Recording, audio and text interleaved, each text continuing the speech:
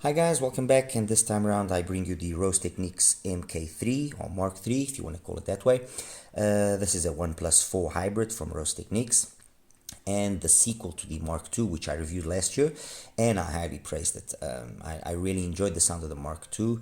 I actually at the time said that if I was to choose between that and the Blessing 2, I ultimately would end up choosing the Mark II because it might not have been as technically proficient as the Moondrop, granted, but in terms of its engagement and its fun factor, the sound, it was a more satisfying IEM. Anyway, this is the Mark III. Let me just quickly take you out through the box. TECHNICS doesn't skimp when it comes to presentation. They always give us nice boxes, very classy look, but very, nice. You look at it and you got the feeling that you are handling a quality product, well, which it is. Anyway, you open the box. This is kind of you open it up that way, like so, as you can see, and then inside you're greeted with some paperwork. Obviously, we have some tips. These ones, which are like some white bores, okay, they are fine for the most part. They also come with the QTX, which I just reviewed. They are nice, but a little bit on the soft side. So if you if you push them just a little bit too hard, they might break the seal because the outer rubber or silicone or just collapses. But anyway, they're nice tips. They're not too bad. It brings an adapter. Some extra tips here, these dual flange ones, as you can see, some filters to change, brings a removal tool for the MMCX cable, brings a dongle, okay, a small inline dongle, but it brings it, and in that aspect I have to commend TECHNICS, because not only in the QTX they actually give us a proper dongle, full-blown dongle like we see so many, but on here, the fact that they've also giving us a little dongle, just shows not only that they are wanting to make sure that the experience that you have with the IEM is 100% guaranteed, just in case that you don't have any other extra way of powering it, you just have your phone. And so to make sure that you extract the maximum performance, they give you this little dongle, which, I mean, it works fine. Honestly, I tried it. It works fine. Better than connecting it just to your phone, to be honest.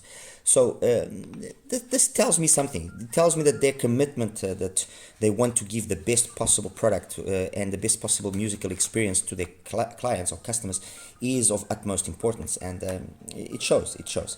Anyway, obviously, that does mean that there's a little extra premium in the price, but nothing too outrageous. The TECHNICS, the QT9 MK3 can be bought on their AliExpress store for just under $200, or then on their, if you go directly to their online website, the price there is $280, but I'm sure that they must be subjected to some sort of discount coupon or anything, or something of the sort. Anyway, the price is around $200. Okay, so there we have it, the box. In terms of its accessories, top marks. I really have nothing that I can point as a negative. I actually wanted to, one second. That's it. This is what I wanted to show you.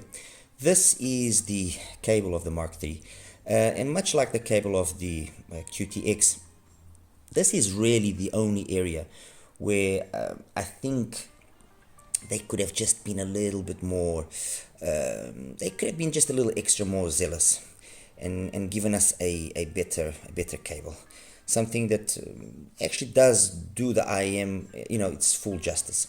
It works fine. There's nothing wrong with it. It is a little bit of a tangly one. It doesn't like, but this is $200 or $280 if you look at it on their website.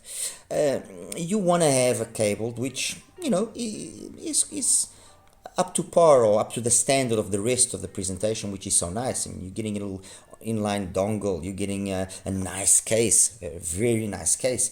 I mean, I reviewed recently the Chopin, and I was actually disappointed, to be truthful, with the case that the Chopin brings. I mean, such a nice IEM with such a nice sound, and then they give us this very plasticky, very low cost, there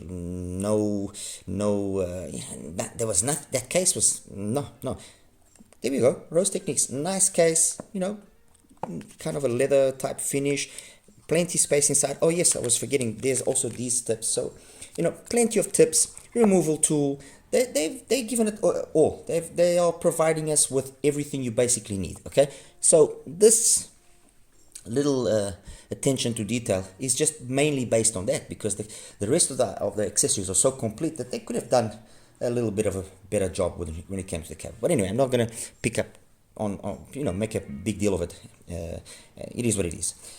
This is the QT9 MK3. I'm using a nice HDK cable, by the way.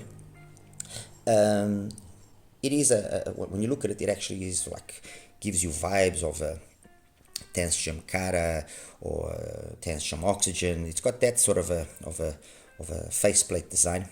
It fits beautifully in my ears. If you actually notice, there's one detail here, which is, you see how accentuated that angle is. This means that when you basically put the IEM in, it faces the right way in terms of your ear canal. You know, some IEMs, let me show you here, so you can actually compare it here with, well, the HIFIGO is not too bad. It's also got a pretty steep curve, not as steep as the Rose. Let me see if I can actually, if you notice the, okay, if you notice the QT, the Mark III has just a slightly more steeper curve. But anyway, there are some IEMs which this nozzle, it just comes out straight, and then it makes it a bit of a hassle to fit. You know, not very friendly. Let's put it that way. But anyway, the Mark III, the whole shell is a resin shell. It seems this faceplate seems to be a metal faceplate. At least when you knock it, it gives me that vibe. Very discreet. There's you know, nothing on the faceplate besides this very small writing there, but nothing, you know, to make it stand out or anything. So it's very discreet. The whole IM just screams understated, classy. When you look at the shell, you can see the drivers inside. It's got this really big vent, which when you look carefully, it's part of some sort of a ducting system and venting system that they have internally, which is quite it's smart. It's very nicely done. No driver flex when you put it in, nothing. And that's it. I mean, there's nothing more really that I can say. It fits nicely. It's the business. When it comes to the let's say physical aspect side of things, it's the business. It fits beautifully. It's not fatiguing. It's light. There's nothing that I can really falter in that aspect.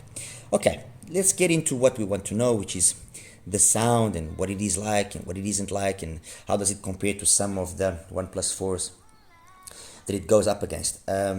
I will, however, if there is a desire to compare to other IEMs, let's say for the sake of argument, the Chopin, let's say the Quintet, which are IEMs which are also around $200, I can do another video with that comparison. But for this comparison here, I've just selected OnePlus 4s and OnePlus 4s which I think are relevant. Okay, on this side, the Mega 5P, the Ultra, the latest from HIFIGO in terms of OnePlus 4, $230 roughly the price.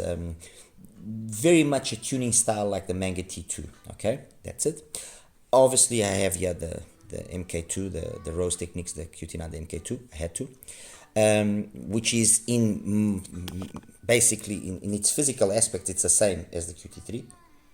Just the shell is transparent and everything, but very much the exact same thing. I've got next to that, let me just put this away, yeah, sorry.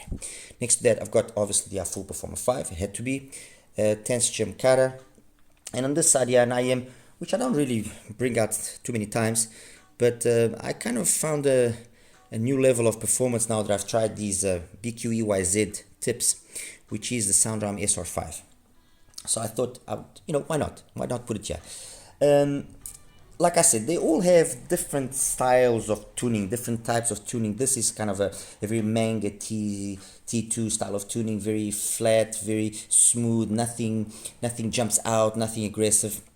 The Performer 5 also very much a kind of a neutral-ish warm signature, with the mids, upper mids and treble being very smooth, nothing, again, being aggressive or out of the norm, which can make it, sound harsh or anything. So not very relaxed. The car has got that type of tuning where the bass is tucked and then it's basically Harman after that, and the SR5's got a very much a QDC style tuning, which means the bass is very smooth, very relaxed, but then the mids, they start early, so there's an early rise of the pin again, which then continues itself throughout the mids, the upper mids, and the treble. So kind of a QDC style tuning. Where does this then stand?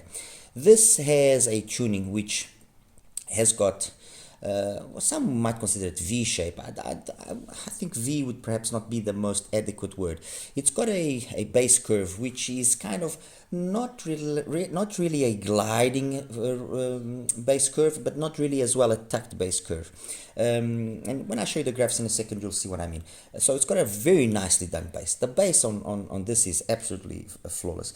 I mean, it doesn't take much for you to see how good the bass is. You just have to listen to, let's say, let me see here.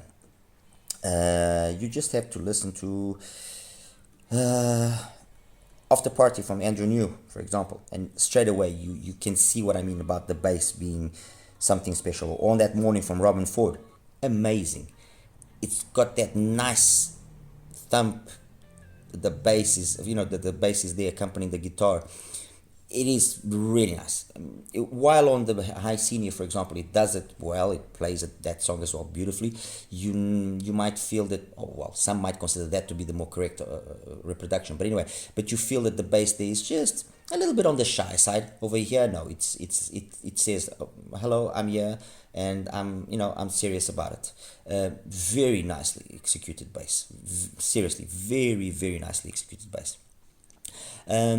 It then has a curve for the mids, the upper mids and treble, which it's got a pin again, which is not exactly the smoothest of pin agains. It does have some dips on the way when it's rising, and it just looks odd, the curve. And it's one of those cases again that curves or graphs, they are perhaps an indicator primarily for channeling balances, primarily an indicator for showing where possible dips or peaks are present, which you then can listen to them and confirm what you were listening to. But they don't tell the whole story. They can be somewhat of an indicator of what might possibly be the sound of an IEM, and this is a case where you see a graph which doesn't have nothing alarming, but when you actually listen to the IEM, it is absolutely faultless. I was really impressed. Sometimes I struggle, and the reality is this, there's a lot of really good IEMs. There's a lot of IEMs which really are not worth the money that's been spent building them, but there's a lot of really good IEMs. And I have to say it as it is, the QT9 impressed me. If I have to even take that slightly further, I'll probably even say that the QT9 impressed me more than the QTX. Okay, but we'll leave that for a further comparison down the line. I'm not going to talk about the QTX and the QT9 and so on right now. So mids have this unusual pin again, which then still has a little bit of a slight peak, in certain areas of that area there between 2 and 6K. Nothing offensive, nothing that's harsh, nothing that becomes across as being signs of sibilance or anything of the sort.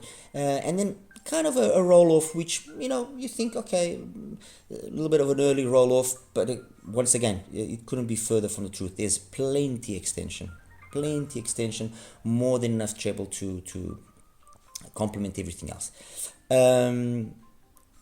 Technicalities. Soundstage has a good width. It does. The height, I was expecting a little bit more, to be honest, especially when you greet it with that width that it presents you with. The depth is good again. Imaging, pretty decent. So imaging and the width of the soundstage are pretty good. Resolution, adequate for what it is. Detail retrieval, very nice, especially when you consider the amount of bass energy that you have from behind, the detailed retrieval is pretty good. But then, much like its older brother, where I said the timbre and the tonality was the thing that really made me like it substantially. This is the same situation. The timbre and the tonality on the QT9 is very nice. Everything sounds very true, very organic, even though, like I just mentioned, the bass can be perceived by some as being just a little bit too enthusiastic. It's got this engagement, it's got this I'll do this comparison and I think you guys will understand. It's got this kind of PENON and ISN vibe to it. PENON and ISN IMs are known for having this really good bass, which is complemented somehow miraculously by this mids, which when you look on it on a graph, you think, oh my god, this thing's going to be just completely dark, and it just comes together beautifully. And that's exactly what's the case here. It's got these mids which just are faultless with the bass that comes from behind, so everything is able to have the energy and the essence that it's supposed to have. So it sounds very true, it sounds very organic, very old school, very speaker like. All right, compared then to these IEMs, how would I position it? How would I rate it? Well, compared to the QT9 Mark II, it's a definite improvement. I like the QT9, the Mark II. I thought it was a great IEM. But as I mentioned, technically it was perhaps where it was falling behind. And this is faultless. Technically it is far superior than the Mark II. Better soundstage, better imaging, better resolution, better detailed retrieval. Only the timbre and the tonality maintains itself basically the same, okay? But for the rest of the technicality, there's a marked improvement, and there's a marked improvement as well in the openness in the upper mids and treble. So it's a step forward in the right direction. That's it, okay? Compare then to the other four that I have here. I'll start with the SR5, because the SR5 is probably out of all the most energetic, the one that will captivate your attention the most when you hear it, because it's got really these very high energy mids and upper mids, and it's very, very energetic.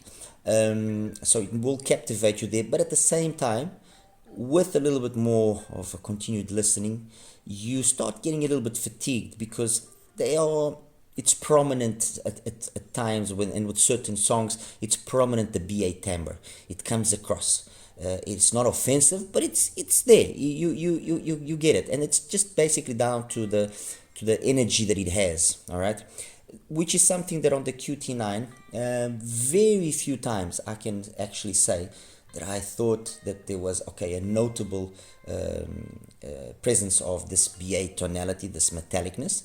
Very few times. I mean, one of the songs, funny enough, was actually Robin Ford's on that morning.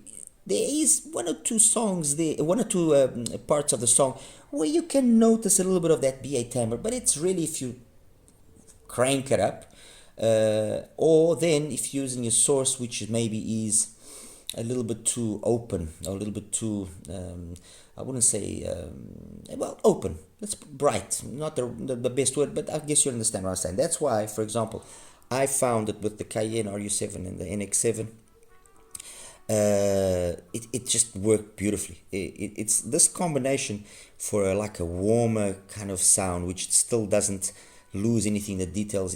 I think it's faultless. Honestly, I really think it's faultless. I really, really enjoyed this combination. And with the QT9, the Mark III, it works fantastic. And here, this also does help to kind of bring down a little bit of that BA timbre or tonality, but you can notice there's a big improvement on the way that things are presented. Okay, they obviously graph completely different, but this definitely sounds like a more mature product, a more polished product, while this is more kind of a diamond in a rough, let's put it that way. But like I said, with these BQ EYZ tips, I was very impressed with the performance that was getting from it. Not that I didn't like the way that it sounded. I've always liked the way that it sounded. Thought it was maybe a little bit over enthusiastic sometimes in that 4 to 5, 6K area, but nothing that some foam tips didn't help. But with these silicones, I have to say that I was quite impressed. I wasn't expecting it to have become better, so much better.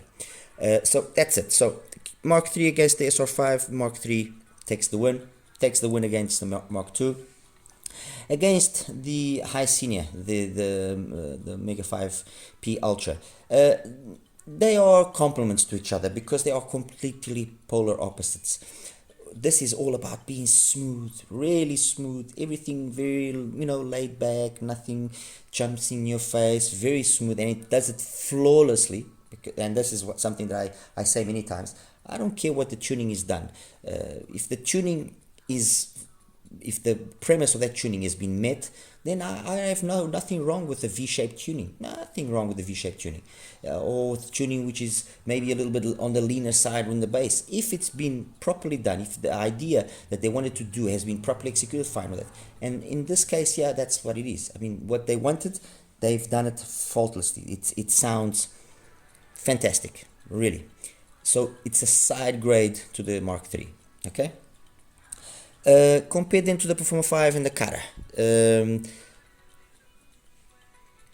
Kara, more detail on the Mark III, especially in the mids and the upper mids.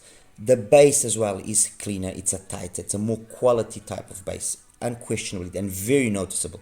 And that I think already starts saying a lot about how good the Mark III is, because those that follow me know that I like the Kara. I have the Kara as one of the recs I give for a 1+4 hybrid up to $200. And for me to say that the QT9 is better than that, I think it suffice to show that this is a well-tuned IEM, and the quality of the elements used inside is there. All right. Compared yet to the Performer 5, this is where I would say it's again not really. It's not a side grade, and but at the same time there's no real clear winner or clear loser. There are instances where I prefer the Performer 5's presentation. Sweat from J.K. Reeve, for example, it does it fantastically. Nothing wrong there.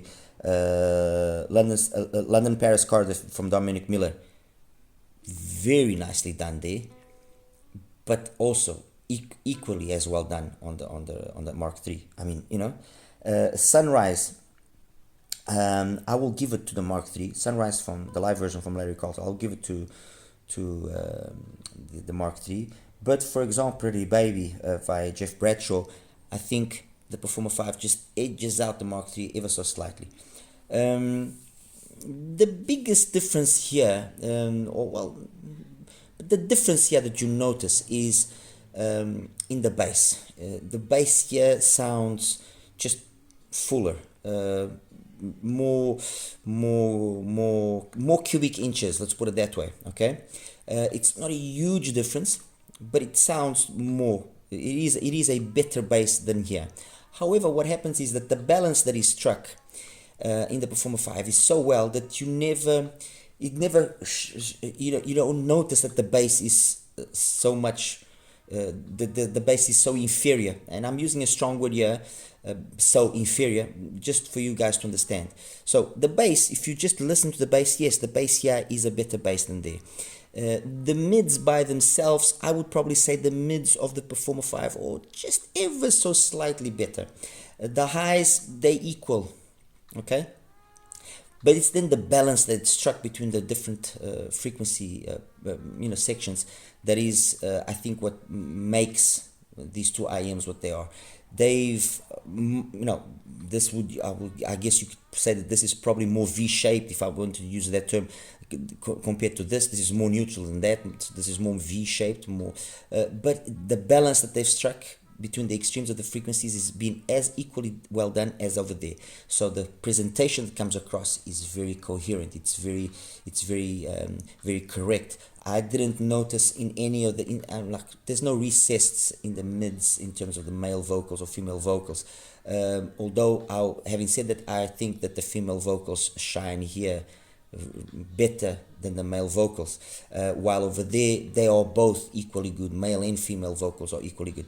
When it comes to the technical aspects of things, yes, the soundstage here is wide. Was expecting a little bit more height and depth, but the soundstage there, it's just marginally deeper, marginally taller, so it's not like there's a big difference. Imaging is about the same, resolution about the same as well, so they are very much trading blows here. There's not huge differences that can make me say, oh, this is a clear winner, this is a clear loser, or vice versa. No, they are both very, very good IEMs.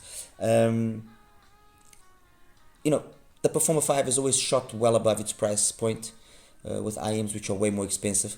And I'm going to say that's the same thing here for the Mark III. The Mark III, as it is, considering the price that you can get it for in AliExpress, I'm not going to consider the price on its website, of roughly $200, it is shooting way above its price point. If I said last year when I compared the Mark II with the Blessing 2 that the Blessing 2 was superior in terms of its technicalities to the Mark III. No, the Blessing 3 does not have the technical capabilities of the Mark III, in my opinion. And so if the Mark II was already an IM that I would choose over the Blessing 2, I would definitely choose this over the Blessing 2. No questions asked. It is a very fun IEM in terms of its sound. It's very wide genre capable. It's not something that, oh no, it only play this type of music. No, it plays everything really nice.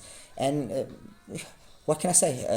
It's been an absolute pleasure listening to it. I mean, this and the Chopin, and once you get the fit right on the East 6, I would say are probably the IEMs that have impressed me the most this month of October so far. This month, definitely the East 6, once you get the fit going and you get the right tip from Muse Hi-Fi, is, I mean, really nice. I cannot say that enough. The fit is the only issue there, that you must make sure that it fits you beautifully. The Chopin, the Ghisoli, the Chopin, really good IEM, really good, just floored by its accessories, let's put it that way, and which ultimately makes the price, I think, be a little bit out of context. I would say that the Chopin would make more sense if it was priced at around $150 to $170 at the most. That's my opinion.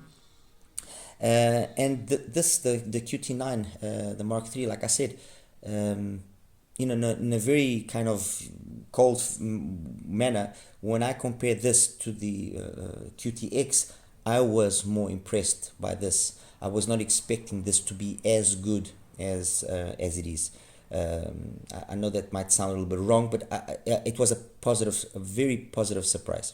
Okay, guys, show you now quickly the graphs and we'll wrap it up. Hi guys, and welcome now to the graph section for the QT9 Mark III. This is the graph of the QT9, and as you can see, it's got that bass which I said, it's not really a gliding and it's not really a tuck, it's kind of an in-between. It's flat by 200 hertz. There's a gain in the bass of around, so AS66 to 74 roughly, so 8 dBs.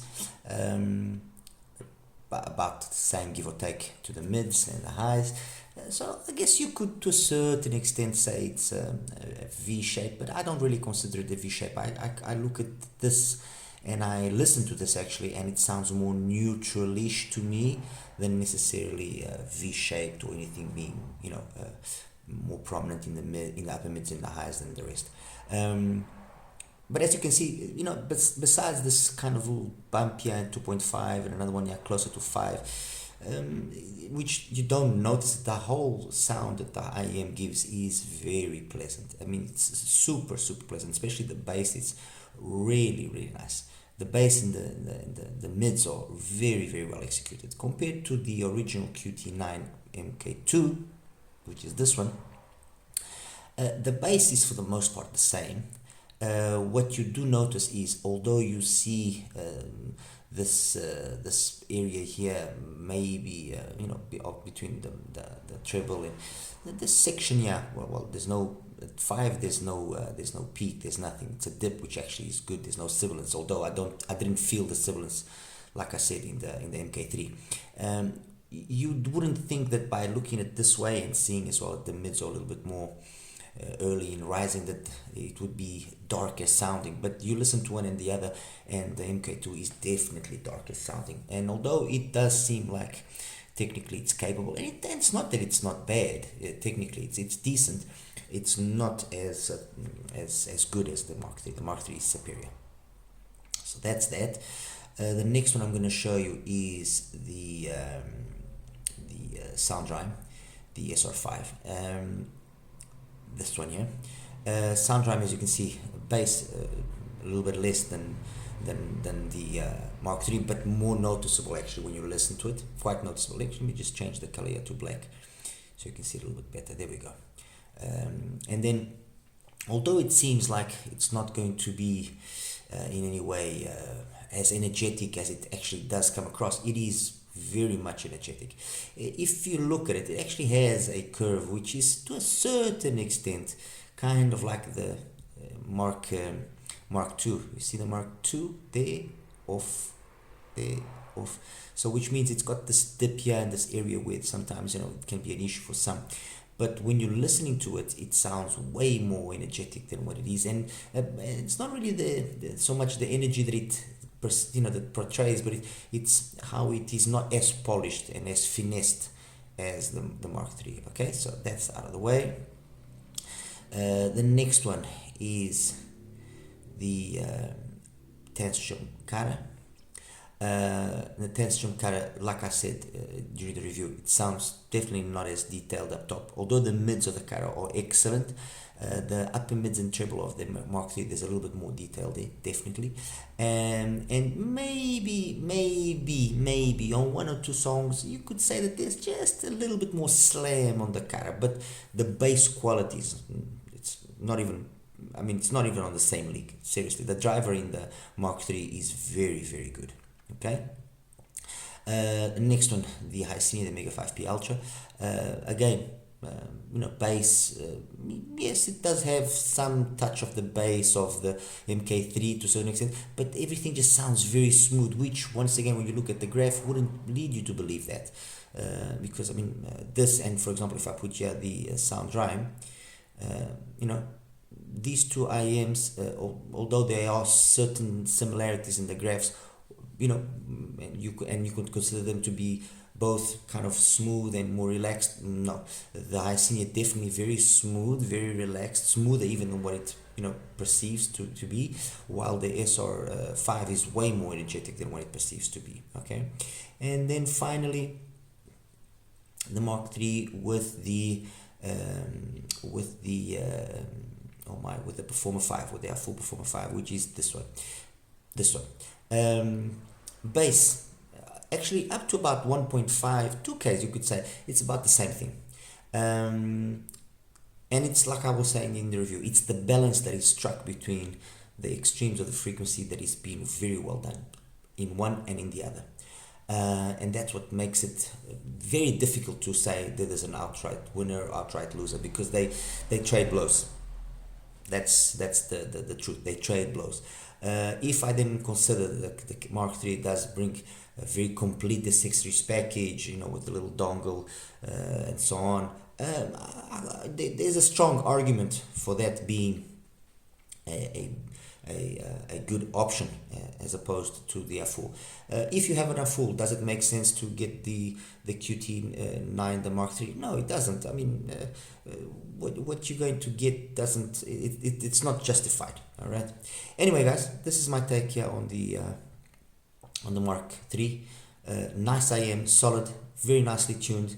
And And that's it. I mean, I'm not going to tell you to go out and right and buy it, but if you haven't bought any of the IEMs that I have just mentioned here, and you are looking for something which is well tuned, well accessorized, definitely this is a very, very solid option. All right.